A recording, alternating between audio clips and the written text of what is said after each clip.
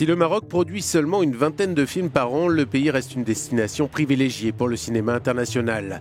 Les réalisateurs du monde entier ne viennent pas seulement chercher des paysages magnifiques, ils viennent au Maroc pour dénicher des techniciens du cinéma talentueux. Depuis une dizaine d'années, l'école supérieure des arts visuels est la plus réputée des écoles du royaume.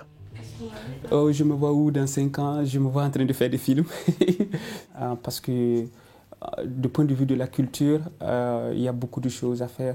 Et il y a une certaine prise de conscience chez nous, et surtout dans les pays de l'Afrique, de comprendre déjà que la culture va jouer un grand rôle, que ce soit dans la vision économique, dans la vision de lutte contre l'extrémisme, un peu partout, la culture joue vraiment un grand rôle.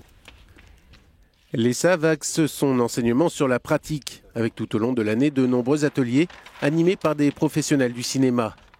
En studio, un groupe d'étudiants s'affaire sur un exercice très particulier, supervisé par le directeur de la photographie, le Belge Michel Oussiot. L'objectif, reproduire un tableau du XVIIe siècle, Saint-Sébastien soigné par Irène, du peintre italien Francesco Caero.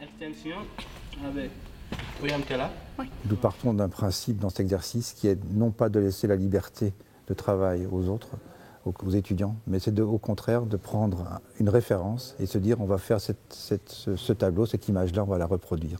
Donc ça met en question la lumière, ça met en question les costumes, la coiffure, le maquillage bien entendu, et le décor, ça va de soi.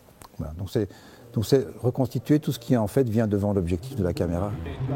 L'idée est simple, offrir aux étudiants les meilleurs outils, ceux qui leur permettront de trouver un métier à la fin de leur cursus scolaire.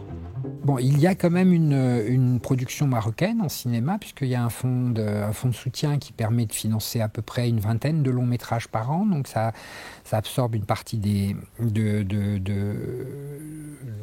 besoin technicien. La télévision, notamment, donc, qui externalise beaucoup toute la production des séries et des documentaires. Il y a une grosse activité pré-Ramadan pour les soirées du Ramadan. Donc là, c'est un moment fort de l'activité.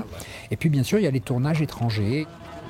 Une des dernières productions étrangères au Maroc est l'œuvre d'Olivier Latché, Mimosa, dont tous les effets sonores ont été travaillés à l'ESSAV et qui a notamment été primé à Cannes lors de la Semaine internationale de la critique.